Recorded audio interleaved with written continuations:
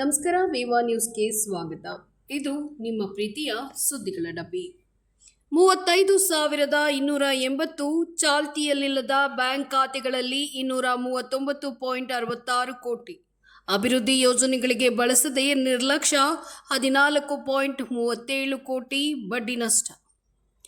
ರಾಜ್ಯದ ಗ್ರಾಮ ಪಂಚಾಯಿತಿಗಳು ಚಾಲ್ತಿಯಲ್ಲೇ ಇಲ್ಲದ 35,280 ಬ್ಯಾಂಕ್ ಖಾತೆಗಳಲ್ಲಿ 239.66 ಕೋಟಿ ರು ಮೊತ್ತವಿಟ್ಟಿವೆ. ಬ್ಯಾಂಕ್ಗಳಲ್ಲಿ ಅನುಪಯುಕ್ತವಾಗಿರುವ ಮೊತ್ತವನ್ನ ಬಡ್ಡಿ ಹೆಸರಿನಲ್ಲಿ ಠೇವಣಿ ಇರಿಸಿಲ್ಲ.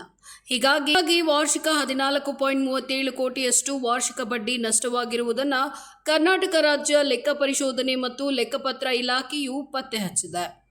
ಅದೇ ರೀತಿ 8 ಜಿಲ್ಲೆಗಳ 19 ಪಂಚಾಯಿತಿಗಳು ಆದಾಯ ಸಂಗ್ರಹಣೆ ಸಂಬಂಧಿಸಿದಂತೆ ರಸೀದಿ ಪುಸ್ತಕಗಳನ್ನು ಲೆಕ್ಕ ಪರಿಶೋಧನೆಗೆ ಹಾಜರುಪಡಿಸಲಿಲ್ಲ. ಹೀಗಾಗಿ ಈ ಪಂಚಾಯಿತಿಗಳಲ್ಲಿ ಆದಾಯ ಸೋರಿಕೆಯಾಗಿದೆ ಅಂತ ಕರ್ನಾಟಕ ರಾಜ್ಯ ಲೆಕ್ಕ ಪರಿಶೋಧನೆ ಮತ್ತು ಲೆಕ್ಕಪತ್ರ ಇಲಾಖೆಯು ಬಯಲು ಮಾಡಿದೆ.